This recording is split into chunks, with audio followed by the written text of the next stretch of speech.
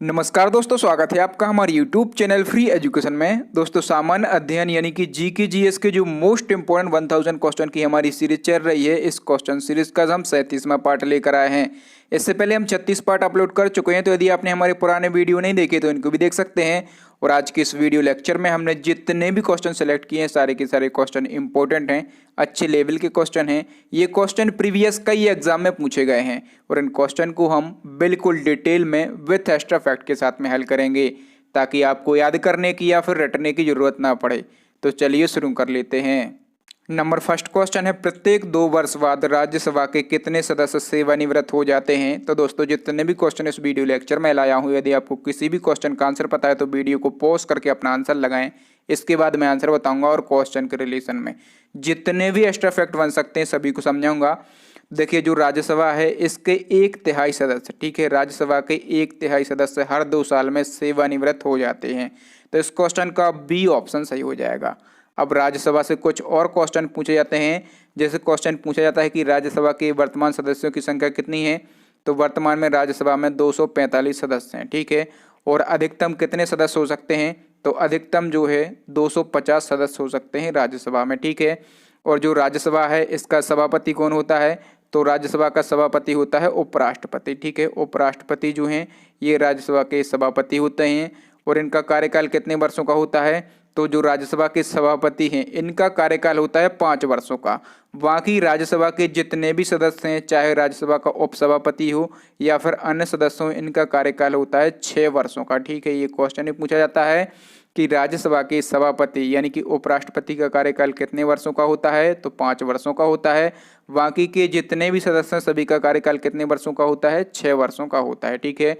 और राज्यसभा का सदस्य बनने के लिए न्यूनतम आयु कितनी होनी चाहिए, तो राज्यसभा सदस्य बनने के लिए कम से कम 30 वर्ष होना चाहिए, ठीक है।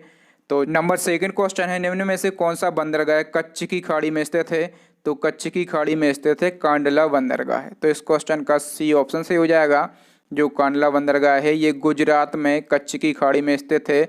और यहाँ से आपको एक फैक्ट याद रखना है कि जो कांडला बंदरगाह है, ठीक है, जो कांडला बंदरगाह है इसका नाम 2017 में बदल दिया गया है। और इसका नाम क्या रख दिया गया है, तो इसका नाम जो है पंडित दीनदयाल उपाध्याय बंदरगाह कर दिया गया है। कब कर दिया गया, 2017 में। नेक्स्ट क्वेश्चन देख लेते हैं, हल्दिया बंदरगाह से कौन सी वस्तु आयात की जाती है। देखिए, जो हल्दिया बंदरगाह है इससे पेट्रोलियम पदार्थ, ठीक है, इससे पेट्रोलियम पदार्थ आयात किए जाते हैं। तो इस क्वेश्चन का डी ऑप्शन सही हो जाएगा, ठीक है। और जो हल्दिया बंदरगाह है ये कहाँ पर स्थित है, तो ये पश्चिम बंगाल में स्थित है। कहाँ पर, ये पश्चिम बंगाल में स्थित है। और ये जो हल्दिया बंदरगाह है ना, ये कलकत्ता बंदरगाह का लोड कम करने के लिए बनाया गया था। नंबर 4 क्वेश्चन है, भारतीय हीरा संस्थान या फिर इसको बोलते हैं इंडियन डायमंड इंस्टीट्यूट, ये कहाँ पर स्थित है, तो भारतीय हीरा संस्थान जो है ये सूरत में स्थित है, ठीक है। और सूरत कहाँ पर है, गुजरात में। तो इस क्वेश्चन का ए ऑप्शन सही हो जाएगा।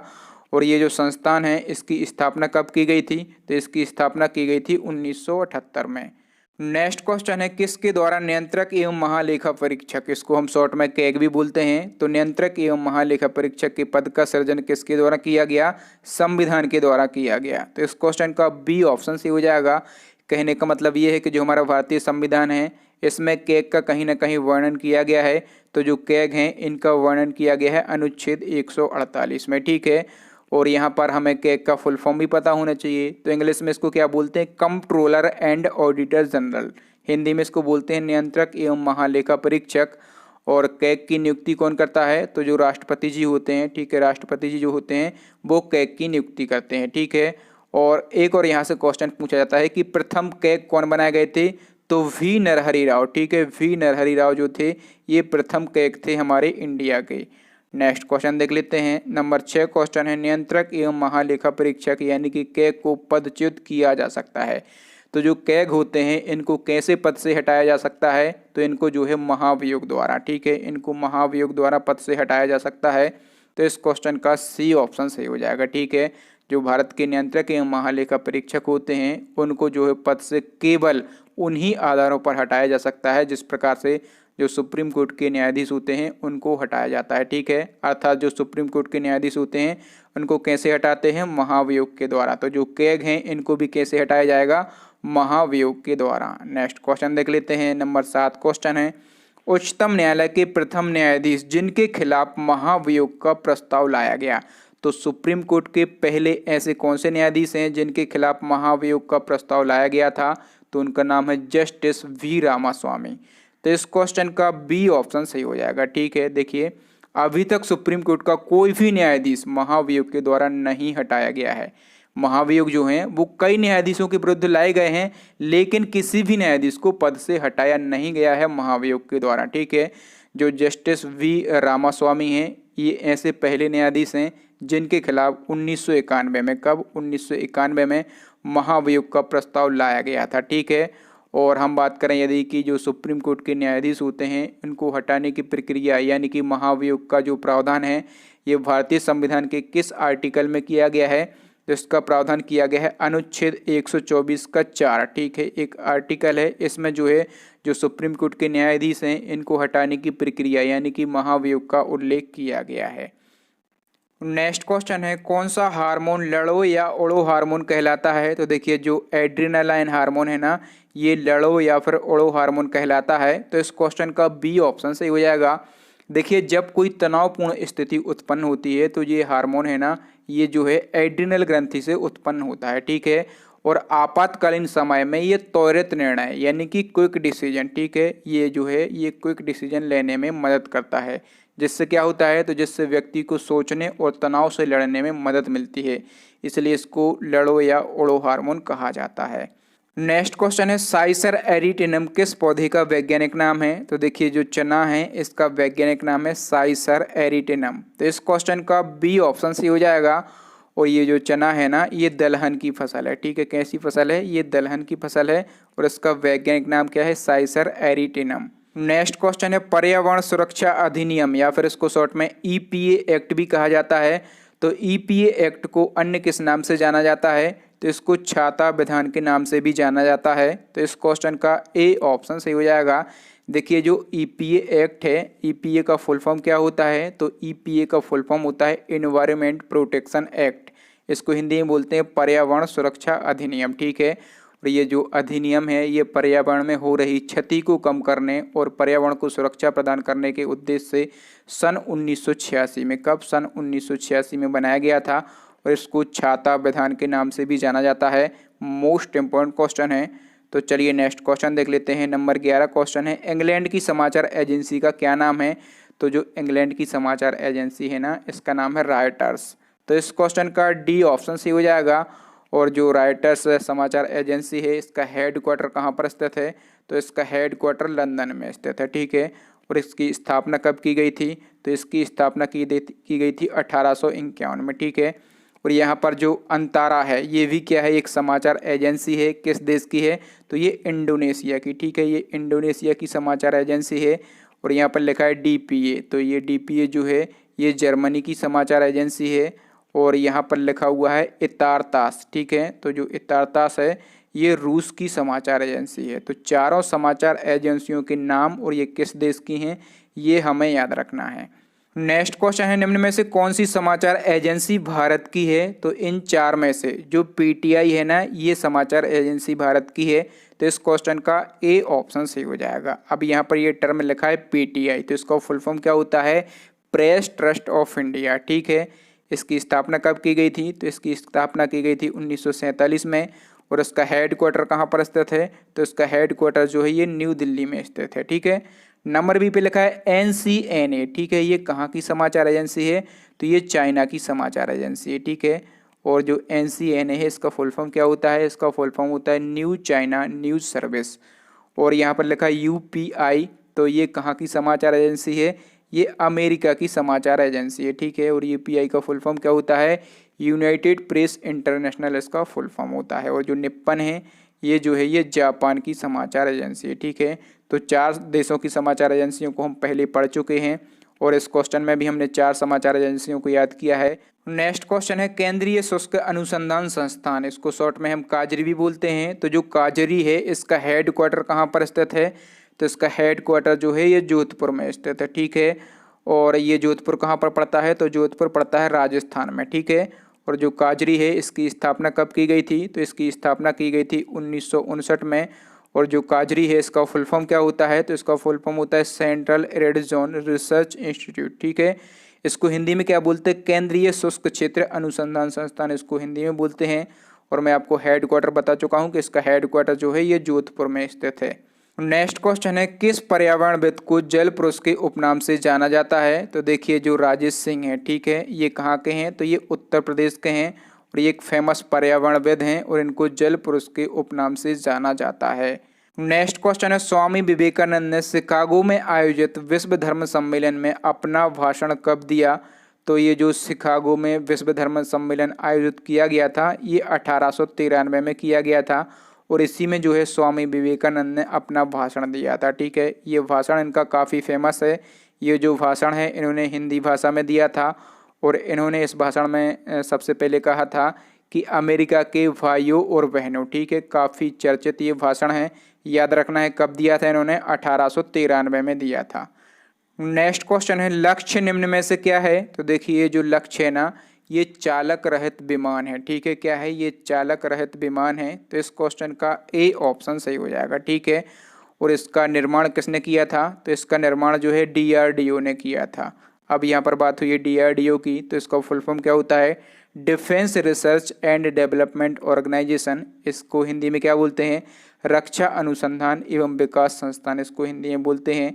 और जो DRDO है इसकी स्थापना कब की गई थी, 1958 में। उसका हेड क्वार्टर कहाँ पर है, तो न्यू दिल्ली में इसका हेड क्वार्टर स्थित है। नेक्स्ट क्वेश्चन देख लेते हैं, नंबर 17 क्वेश्चन है, केम्पेगौड़ा इंटरनेशनल एयरपोर्ट कहाँ पर स्थित है, तो जो केम्पेगौड़ा इंटरनेशनल एयरपोर्ट है ना ये बेंगलुरु में स्थित है। तो इस क्वेश्चन का ए ऑप्शन सही हो जाएगा। ठीक है, यहाँ पर लिखा हुआ है वाराणसी, तो वाराणसी में लाल बहादुर शास्त्री इंटरनेशनल एयरपोर्ट स्थित है।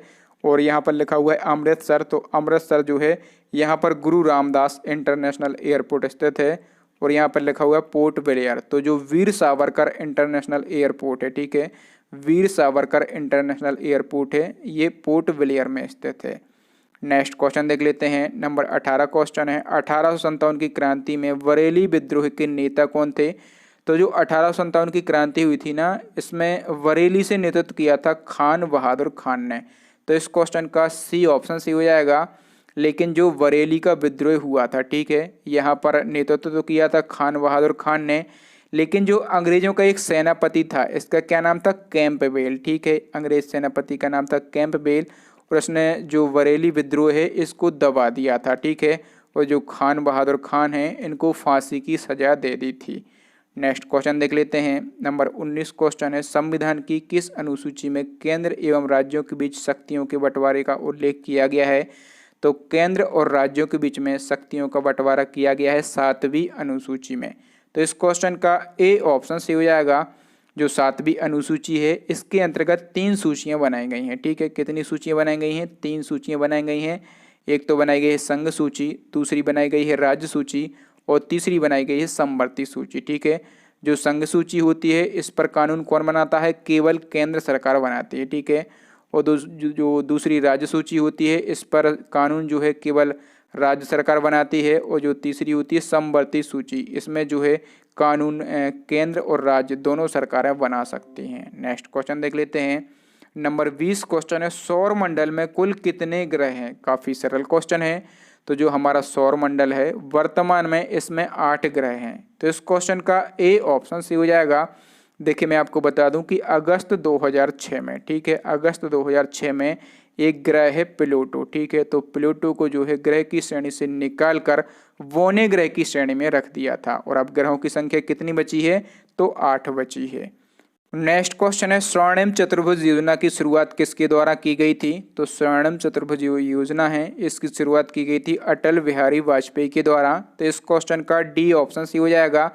और इसकी शुरुआत कब की गई थी, तो 2001 में इसकी शुरुआत की गई थी। ठीक है, और ये जो परियोजना है ये देश के 4 महानगरों को, ठीक है, ये देश के 4 महानगरों को राष्ट्रीय राजमार्ग से जोड़ने वाली परियोजना है। वो 4 महानगर कौन कौन से हैं, तो एक तो दिल्ली है, दूसरा मुंबई है, तीसरा कोलकाता है और चौथा कौन सा है, चेन्नई। ठीक है, और ये जो परियोजना है इसकी टोटल लंबाई कितनी है, तो 5846 किलोमीटर जो है इसकी टोटल लंबाई है। ये जो परियोजना है ये भारत की सबसे बड़ी राजमार्गीय परियोजना है। ठीक है, भारत की तो सबसे बड़ी है, और ये यदि हम बात करें पूरे संसार में, ठीक है, तो पूरे संसार की ये 5वीं सबसे बड़ी परियोजना है, ठीक है, ये भी आपको याद रखना है। नेक्स्ट क्वेश्चन है, ध्वनि तरंग किस दर से यात्रा करती हैं? तो ये क्वेश्चन आपको कंफ्यूज कर सकता है। देखिए, आप लोगों को पता होगा कि वायु में ध्वनि की चाल कितनी होती है, तो वायु में ध्वनि की चाल होती है 332 मीटर प्रति सेकंड, ठीक है, लेकिन मीटर प्रति सेकंड आप लोगों को कहीं भी ऑप्शन में नहीं दिख रहा होगा। तो हम क्या कर सकते हैं कि मीटर प्रति सेकंड को किसी और यूनिट में कन्वर्ट कर सकते हैं। तो देखिए, आपको ये भी पता होगा कि 1 मीटर बराबर कितने फीट होता है, तो 1 मीटर बराबर होता है 3.281 फीट। ये जो है 1 मीटर की वैल्यू होती है। तो यदि हम 332 मीटर प्रति सेकंड में 3.281 फीट का गुणा करेंगे तो हमें क्या मिल जाएगा, 1100 फीट प्रति सेकंड मिल जाएगा। तो इस क्वेश्चन का सी ऑप्शन सी हो जाएगा। इस प्रकार से भी क्वेश्चन पूछे जाते हैं। नेक्स्ट क्वेश्चन है, भारतीय दलहन अनुसंधान संस्थान, इसको शॉर्ट में IIPR भी कहा जाता है। तो IIPR का जो हेडक्वार्टर है ये कहाँ पर स्थित है? तो इसका हेडक्वार्टर जो है ये कानपुर में स्थित है। तो इस क्वेश्चन का सी ऑप्शन सी हो जाएगा। और कानपुर कहाँ पर है? यूपी में है, ठीक है। यहाँ पर बात हुई है IIPR की, तो इसका फुल फॉर्म क्या होता है? इसका फुल फॉर्म होता है Indian institute of pulses research, ठीक है। इसको हिंदी में क्या बोलते हैं? भारतीय दलहन अनुसंधान संस्थान बोलते हैं। इसकी स्थापना कब की गई थी? तो 1983 में इसकी स्थापना की गई थी। नेक्स्ट क्वेश्चन देख लेते हैं। नंबर 24 क्वेश्चन है, भारत और नेपाल के मध्य कौन सी नदी सीमा बनाती है? देखिए, भारत और नेपाल के बीच में जो काली नदी है, ठीक है, ये सीमा बनाती है। तो इस क्वेश्चन का सी ऑप्शन सही हो जाएगा। ये जो काली नदी है ना, इसके और भी नाम है, ठीक है, तो किसी भी नाम से पूछता है तो जो काली नदी है इसको महाकाल नदी कहा जाता है, ठीक है, इसको महाकाल नदी कहा जाता है, इसको काली गंगा नदी कहा जाता है, और इसको जो है शारदा के नाम से भी जाना जाता है, ठीक है, इसको शारदा के नाम से भी जाना जाता है। तो ये 4 नाम है काली नदी के, किसी भी नाम से पूछे ये नदी जो है ये भारत और नेपाल के बीच में सीमा बनाती है, आपको याद रखना है। नेक्स्ट क्वेश्चन है, सामान्य आँख के लिए स्पष्ट दृष्टि की न्यूनतम दूरी क्या होती है? देखिए, सामान्य आँख के लिए स्पष्ट दृष्टि की न्यूनतम दूरी होती है 25 सेंटीमीटर। तो इस क्वेश्चन का सी ऑप्शन सही हो जाएगा। और देखिए, जिस व्यक्ति में ये जो दूरी है 25 सेंटीमीटर से अधिक है उसको कौन सा रोग होता है? तो उसको होता है दूरदृष्टि दोष। कौन सा? उसको दूरदृष्टि दोष होता है। और दूरदृष्टि दोष को हम क्या बोलते हैं? हाइपरमेट्रोपिया बोलते हैं, ठीक है, क्या बोलते हैं? हाइपरमेट्रोपिया बोलते हैं। और इसके उपचार के लिए कौन से लेंस का यूज़ किया जाता है? तो इसके उपचार के लिए हम उत्तल लेंस का यूज़ करते हैं। और जिस व्यक्ति में ये दूरी 25 सेंटीमीटर से कम होती है, ठीक है, जिस व्यक्ति में ये दूरी 25 सेंटीमीटर से कम होती है उसको कौन सा रोग होता है? तो उसको जो है निकट दृष्टि दोष होता है, ठीक है। और निकट दृष्टि दोष को हम क्या बोलते हैं? मायोपिया बोलते हैं। और इसके उपचार के लिए कौन से लेंस का यूज़ किया जाता है? तो इसके उपचार के लिए जो है अवतल लेंस का यूज़ किया जाता है। देखिए दोस्तों, जितने भी मैं एक्स्ट्रा फैक्ट बताता हूँ ना, वो फैक्ट अपने आप में एक क्वेश्चन डेवलप करते हैं, तो इन फैक्टों को बहुत ही ध्यान से समझिएगा। तो दोस्तों, आज के लिए इतना ही। अब नेक्स्ट एंड लास्ट क्वेश्चन है आपके लिए, चैलेंजिंग क्वेश्चन है जो कि हम पूछते हैं हमारे प्रीवियस वीडियो से। भारतीय संविधान के किस अनुच्छेद के तहत उपराष्ट्रपति का चुनाव होता है? ठीक है, ये आपको बताना है। आपके लिए 4 ऑप्शन भी दिए गए हैं, और यदि आप चाहें तो उपराष्ट्रपति के बारे में डिटेल भी लिख सकते हैं। तो थैंक यू दोस्तों, वीडियो देखने के लिए बहुत बहुत धन्यवाद। यदि आपको वीडियो अच्छा लगा हो ना, तो प्लीज़ इस वीडियो को लाइक करें और कम से कम अपने 5 दोस्तों के साथ इस वीडियो को शेयर करें। हमारे चैनल को सब्सक्राइब करने के साथ साथ बेल आइकन जरूर दबाएं, ताकि जब भी मैं नया और लेटेस्ट वीडियो डालूं तो उसका नोटिफिकेशन सबसे पहले आपको मिल सके और आप हमारा वीडियो सबसे पहले देख सकें। और दोस्तों, इसी प्रकार के इम्पोर्टेंट जीके जीएस पर हम वीडियो बनाते रहते हैं, तो यदि आप हमारे पुराने वीडियो देखना चाहें तो प्लेलिस्ट को विजिट करके देख सकते हैं। प्लेलिस्ट की लिंक जो है आपको यहाँ पर आई बटन में मिल जाएगी या फिर नीचे डिस्क्रिप्शन में मिल जाएगी, ठीक है। तो आप कहीं से भी हमारे वीडियो देख सकते हैं, या फिर अभी आपको स्क्रीन पर 3 इंपॉर्टेंट वीडियो दिख रहे होंगे, इनको देख लें। थैंक यू दोस्तों, मिलते हैं अगले वीडियो में। तब तक के लिए जय हिंद, जय भारत, वंदे मातरम।